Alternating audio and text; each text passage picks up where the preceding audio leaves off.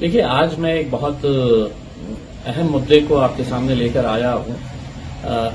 Police वालों को ये याद दिलाने के लिए और उन्हें ये बताने के लिए कि पुलिस का काम जो है वो चोरों को, डकैतों को पकड़ना होता है, उनकी मदद करना नहीं होता है। मैं ऐसा क्यों कह रहा हूं कि मेरे सामने 6 महीने पहले एक ऐसा मैटर आया कि एक लड़का जो मेहनत करके ट्रक में माल भर के सिर्फ सप्लाई करने का काम करता था स्टील का, दिन दहाड़े उसकी ट्रक चोरी हो जाती है। ये है जालना का रहने वाला शेख मुदस्सिर। ये गरीब घर से ताल्लुक रखता है, मेहनत करके यहां तक पहुंचा। आज से तकरीबन 6 महीना पहले 28 नवंबर 2022 को जालना से तकरीबन 16 लाख रुपए का स्टील एक ट्रक में भर के ये कहीं बाहर जा रहा था। ये स्टील पहुंचाने की जिम्मेदारी ये शेख मुदस्सिर की थी। ये ट्रक जब निकलती है यहां से तो नासिक के करीब ये दिन दहाड़े ये पूरी की पूरी ट्रक गायब हो जाती है। यानी कि 16 लाख रुपए का उसके अंदर स्टील होता है, वो स्टील समेत ये ट्रक चोरी हो जाती है, गायब हो जाती है। अब आप सोचिए कि गरीब आदमी को अगर ये कहा जाए कि अचानक तुम्हारा 16 लाख रुपए का माल किसी ने चुरा लिया है, दिन दहाड़े भरे रास्ते के ऊपर से चुरा लिया है, तो उसके ऊपर क्या बीतेगी करके। शेख मुदस्सिर चाहता तो बहुत सारी जगहों के ऊपर जा सकता था, जालना के अपने नेताओं के पास जा सकता था, लेकिन वो मेरे पास आया क्योंकि उसे उम्मीद थी कि मैं कहीं ना कहीं उसकी मदद करूंगा। और मैंने पूरी कोशिश की। मैंने थाने के एसपी से, नासिक के पुलिस कमिश्नर से, जितने भी टॉप ऑफिसर्स हैं उन सब से बात किया, उन सबको पूरी डिटेल्स बताया, सीसीटीवी फुटेज उनके पास दिया कि यहां से ये ट्रक कैसे चोरी हुई है, पूरा सीसीटीवी के अंदर दिख रहा है करके।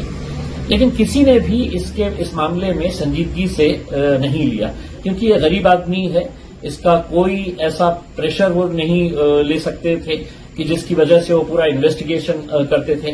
मेरे बोलने के बावजूद भी जितने वरिष्ठ अधिकारी थे सभी ने इस केस को मानो इस तरह से वो हटा दिया कि 16 लाख रुपए अगर चले गए हैं तो हमें क्या लेना देना है करके। लेकिन मुझे कहीं ना कहीं ये लगा कि इसके अंदर पुलिस वालों का भी बहुत बड़ा रोल है।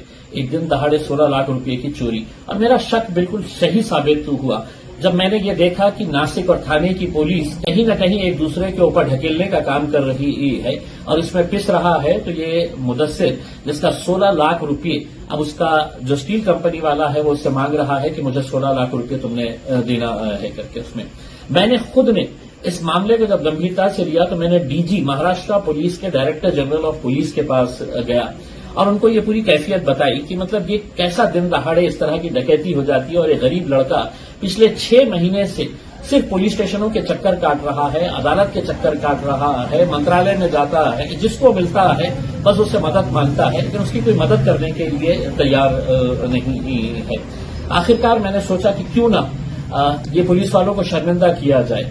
इसीलिए मैं आज आपके बीच में आया हूं ये बताने के लिए कि जब तक ये मुदस्सिर की ट्रक का माल पकड़ा नहीं जाता है, मैं थाने की पुलिस और नासिक की पुलिस को ये याद दिलाते रहूंगा कि तुम्हारा फर्ज क्या है।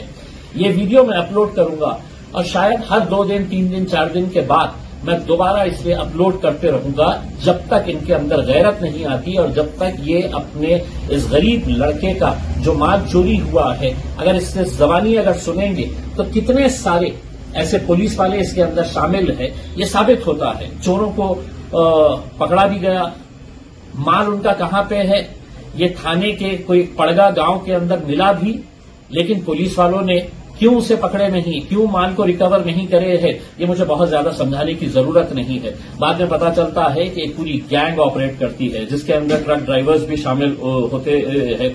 दिन दहाड़े ट्रक के ट्रक गायब हो जाते हैं। 2 ट्रक इस चोरी के अंदर है तो गायब हो गए हैं। 16 लाख रुपए का माल गायब हो गया है। अब बेचारा मुदस्सिर क्या करे, तो मुदस्सिर सिर्फ पुलिस स्टेशनों के चक्कर मारता रहे। इसीलिए मैं महाराष्ट्र के डीजी साहब को, महाराष्ट्र के उप मुख्यमंत्री देवेंद्र फडणवीस साहब को, थाने के पुलिस ऑफिसर्स को और नासिक के पुलिस ऑफिसर्स को अपना फर्ज याद दिलाना चाहता हूं कि जिस वर्दी के अंदर आप काम कर रहे हैं वो बहुत इज्जत वाली है, उस इज्जत को बरकरार रखिएगा। और अगर आप इस लड़के को इंसाफ नहीं दिलाएंगे तो मैं आपको बार बार बार बार बार बार ये याद दिलाता रहूंगा कि इस लड़के के साथ जो नाइंसाफी हुई है उसके लिए मैं पूरी ताकत के साथ खड़े रहूंगा। इस मुद्दे को मैं पूरे कागजात के साथ पार्लियामेंट के अंदर भी उठाऊंगा और बताऊंगा कि किस तरीके से गरीबों के साथ इस तरह का व्यवहार होता है। अगर कोई अमीर की अगर कोई गाड़ी चोरी हो जाती तो पूरा पुलिस डिपार्टमेंट हरकत में आ जाता था, लेकिन मुदस्सिर एक गरीब घर से ताल्लुक रखता है। आप सोचिए कि पिछले 6 महीने से उसके ऊपर क्या गुजर रही होगी। लेकिन मैंने मुदस्सिर को यही कहा है कि तुम अकेले नहीं है, मैं तुम्हारे साथ पूरी ताकत के साथ खड़ा हूं और तुम्हें इंशाल्लाह मैं इंसाफ दिलाऊंगा। बहुत बहुत धन्यवाद।